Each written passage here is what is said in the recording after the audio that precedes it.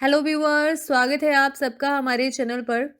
ज्योतिष शास्त्र और कुंडली में बनने वाले अनेक तरह के दोष, योग, ग्रह स्थिति से जुड़ी चर्चा करते हुए आज की वीडियो में हम एक ऐसे ही इम्पॉर्टेंट टॉपिक को कवर करने वाले हैं जिसे कुंडली में ग्रह की मारक स्थिति, मारक दशा के नाम से जाना जाता है।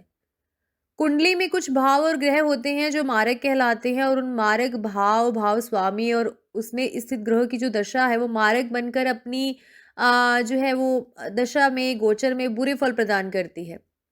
इसमें कोई डाउट नहीं कि मारक भाव, मारक ग्रह, मारक दशा का जो है वो फल अशुभ होता है।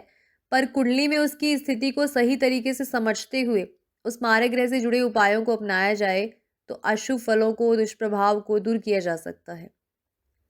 मारक ग्रह के फल को कुंडली में कैसे कैलकुलेट करें और दशा और गोचर में कैसे फल देते हैं, इसे हम एक पर्टिकुलर कुंडली चार्ट को लेते हुए आज समझेंगे। वीडियो को शुरू करने से पहले आप सभी व्यूअर्स जो हमारे चैनल पर नए हैं तो इसे सब्सक्राइब करने के साथ साथ चैनल का जो लिंक है वो आप अपने सर्कल में शेयर ज़रूर करें ताकि एक सटीक, सरल और सही ज्योतिषीय जानकारी ज़्यादा से ज़्यादा लोगों तक पहुंच पाए।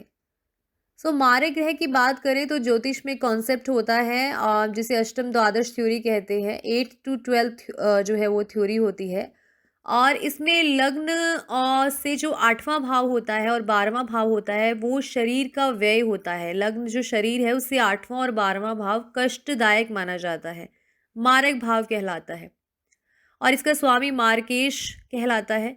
इसके अलावा जो द्वितीय भाव है और सप्तम भाव है वो भी इस कॉन्सेप्ट में मारक कहे गए हैं।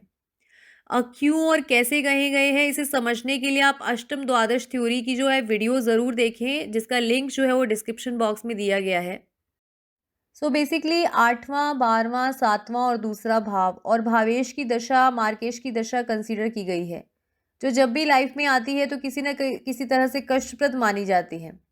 इस चीज़ को हम स्क्रीन पर मेंशन एक कुंडली चार्ट की हेल्प से समझते हैं।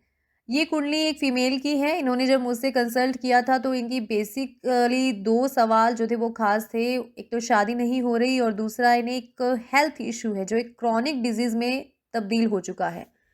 लग्न कुंडली में जो लग्न बना है वो मिथुन लग्न है। राशि इनकी धनु बन रही है और चंद्रमा सप्तम भाव में राहु के साथ जो है वो प्लेस्ड है और धनु राशि है। एट प्रेजेंट धनु राशि पर शनि की 7.5 चल रही है। लग्न में नीच का केतु और सप्तम में नीच का राहु, चंद्र के साथ युति, ग्रहण दोष का निर्माण हो रहा है। सप्तमेश गुरु और पंचमेश शुक्र एक साथ तृतीय भाव में प्लेस्ड हैं। षष्ठेश और एकादेश मंगल इस कुंडली में 12वें भाव में अपनी शत्रु राशि में स्थित है। मंगल का 12वें भाव में होना इन्हें मांगलिक भी बनाता है, मांगलिक योग भी इस कुंडली में है। लग्नेश और चतुर्थेश बुध की युति द्वितीय भाव में सूर्य के साथ हुई है। इस लग्न में भाग्येश यानी नवमेश और अष्टमेश शनि अष्टम भाव में स्वराशि हैं, वक्री अवस्था में है। कोई भी कुंडली एनालिसिस करते हुए सबसे पहले उसके लग्न को और लग्नेश की स्थिति को समझना चाहिए, फिर उसके स्ट्रॉन्ग और वीक पॉइंट्स को आपको कैलकुलेट करना चाहिए, फिर जाके किसी प्रॉब्लम का, उस प्रॉब्लम का क्या रीज़न है वो आइडेंटिफाई किया जाता है। मिथुन लग्न में नीच के जो है केतु लग्न में प्लेस्ड हैं। राहु और चंद्र की 7वीं दृष्टि लग्न पर है। लग्नेश बुध और तृतीयेश सूर्य पर अष्टम भाव में स्थित शनि की 7वीं दृष्टि जा रही है। लग्न और लग्नेश पर कहीं ना कहीं से नेगेटिव इम्पैक्ट तो आया है। किसी भी शुभ ग्रह की दृष्टि ना हो तो लग्न पर, ना लग्नेश पर, तो फिर ऐसी कंडीशन में लग्न जो है वो पापग्रस्त हो जाता है। गुरु जो सप्तमेश हैं अपनी पंचमी दृष्टि सप्तम भाव पर दे रहे हैं और राहु चंद्रमा पर दे रहे हैं। राहु का नीच भंग भी हो रहा है एक तरह से। पर 12वें भाव में स्थित मंगल की चौथी दृष्टि गुरु शुक्र की युति पर और अष्टम दृष्टि राहु चंद्र पर भी है। शनि अष्टम भाव में अपनी राशि में वक्री होकर आयु वृद्धि जरूर कर रहे हैं पर साथ ही साथ अपनी दृष्टि सूर्य और बुध पर दे रहे हैं जो कहीं ना कहीं से फिजिकली एक नेगेटिव इम्पैक्ट इन्हें देता है। सूर्य नैसर्गिक रूप से एनर्जी का, आत्मा का, शरीर का कारक ग्रह है। इस कुंडली में पराक्रम भाव स्वामी है और बुध जो लग्नेश है, चतुर्थेश है, माता कारक भी है। दोनों शनि की दृष्टि में आकर पीड़ित हुए हैं।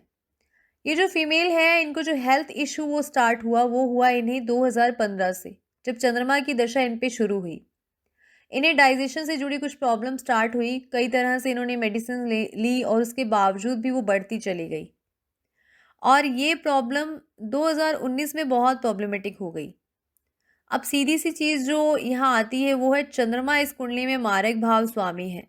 सप्तम भाव में मारक कहा गया है और वहीं सप्तम भाव में द्वितीय भाव वो मारक स्थान के स्वामी चंद्रमा प्लेस्ड हैं, नीच के राहु के साथ बैठे हुए हैं।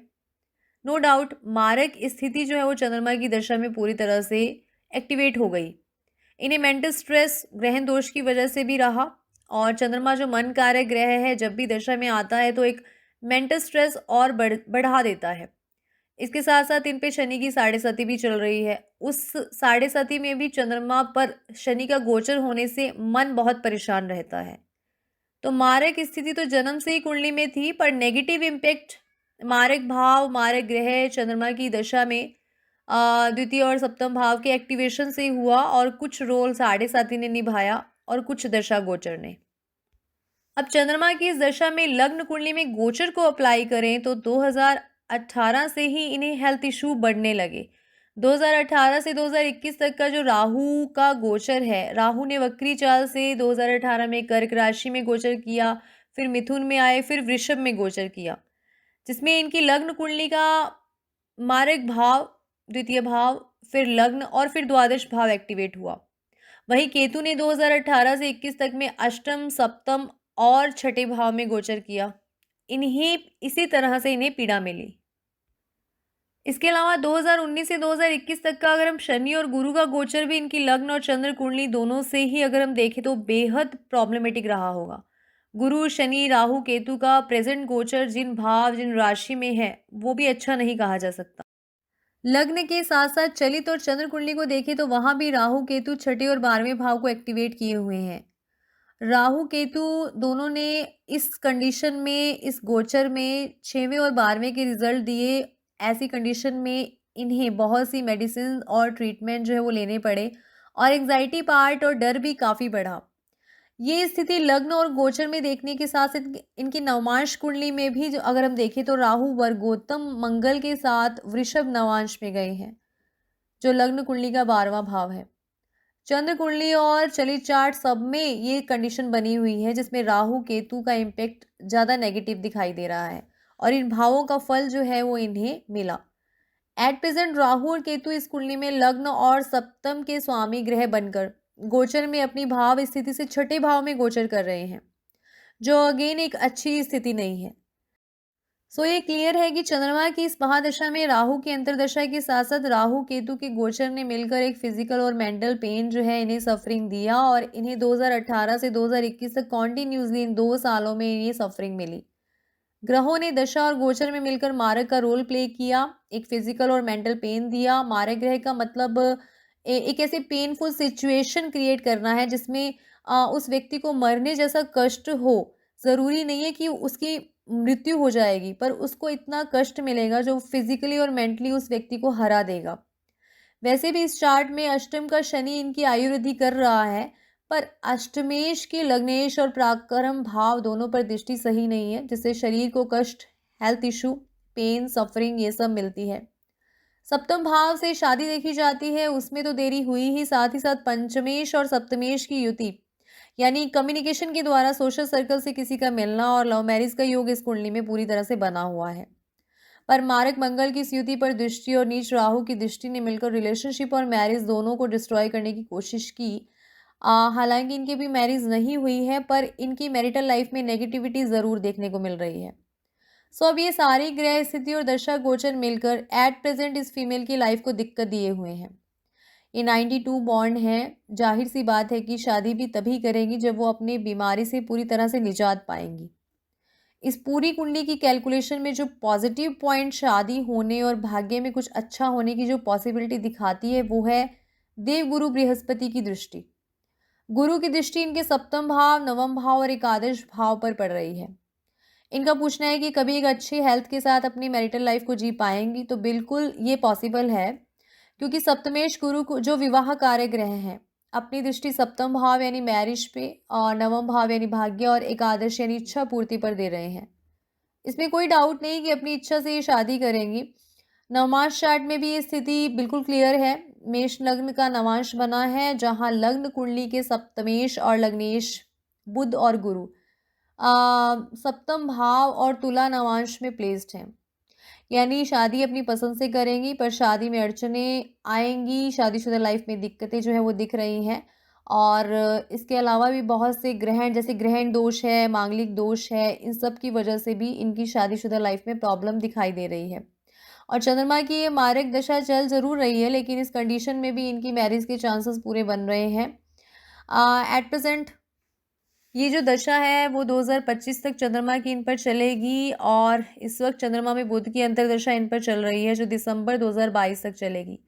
ये दशा भी ठीक ठाक ही रहेगी, पर कुछ राहत इन्हें राहु केतु के राशि परिवर्तन से मिल जाएगी, जो अप्रैल 2022 में होने वाला है। इनकी लग्न कुंडली में राहु और केतु दोनों पंचम भाव से गोचर करेंगे। इसके अलावा शनि की साढ़े साती भी धनु राशि पर अप्रैल 2022 में खत्म हो जाएगी, तो कुछ हद तक 2022 के बाद इनकी रिकवरी होने लगेगी। और इस दशा में चंद्रमा से जुड़े इन्हें उपाय जो है वो अपनाने चाहिए। इन्हें शिव पूजा करनी चाहिए, चंद्रमा से जुड़े दान पुण्य करने चाहिए, पाठ पूजा मंत्र जाप रुद्राभिषेक और मेडिटेशन, इनसे काफ़ी राहत इन्हें मिलेगी। इसके साथ ही अपने लग्नेश को इन्हें मजबूत करना होगा। बुध से जुड़े हुए उपाय करें, उससे जुड़ा हुआ जो जेमस्टोन भी पहन सकती हैं, और राहु केतु और मंगल से जुड़े हुए उपाय यानी इनकी शांति तो करानी बेहद ज़रूरी है। दिसंबर 2022 के बाद इनकी शादी के योग बनेंगे। दशा गोचर और मारक ग्रह, मारक भाव के कॉम्बाइंड एक्टिवेशन ने इन्हें जो पीड़ा दी, वो आने वाली दशा में इन्हें अब नहीं मिलेगी। तो इन्हें मेरी यही सलाह है कि पॉजिटिव रहें, और चंद्रमा की दशा में चंद्रमा से जुड़े उपाय करते रहें, और मेडिटेशन करें और शिव पूजा करें। सो इस तरह किसी भी कुंडली में किसी दशा गोचर के प्रभाव का एनालिसिस सभी चार्ट को लेते हुए कंबाइंड रूप से जो है किया जाए, तो कारण और निवारण दोनों मिल जाते हैं। होप ये वीडियो आपको इन्फॉर्मेटिव लगी होगी। अगर आपका भी अपनी कुंडली को लेकर किसी भी तरह का कोई सवाल है, कन्फ्यूज़न है, कोई डाउट है, तो आप दिए गए व्हाट्सएप नंबर पर अपनी कंसल्टेशन कॉल बुक कर सकते हैं। इसके अलावा वेबसाइट और एप्लीकेशन के द्वारा भी मुझसे कनेक्ट हो सकते हैं, कंसल्टेशन ले सकते हैं। डेली के जो आर्टिकल्स हैं, एस्ट्रोलॉजिकल अपडेट्स हैं, उसके लिए आप टेलीग्राम ग्रुप को, फेसबुक पेज और फेसबुक ग्रुप को फॉलो ज़रूर करें। सारे लिंक्स डिस्क्रिप्शन बॉक्स में आपको मिल जाएंगे। सो मिलते हैं अपनी नेक्स्ट इन्फॉर्मेटिव वीडियो के साथ। धन्यवाद।